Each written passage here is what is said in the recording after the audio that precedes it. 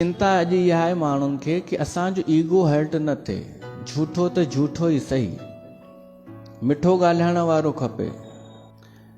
WhatsApp ते हिकु message आयो कि वधीक मिठो खाइण सां शुगर थींदी आहे।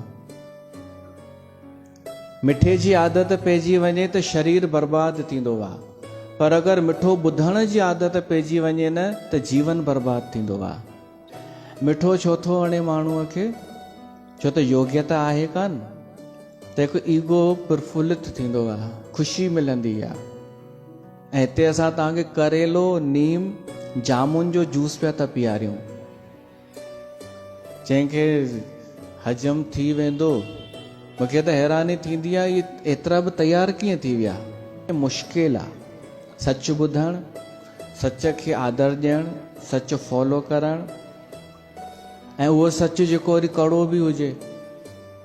न लालच, न लोभ, न वहम, त बि सच ॿुधण जे लाइ, सत्य कथा ॿुधण जे लाइ हेतिरा अची था वञनि। तव्हांखे छा बस आहे? पोइ कहिड़ी भावना सां अचो था उहो तव्हांखे ख़बर।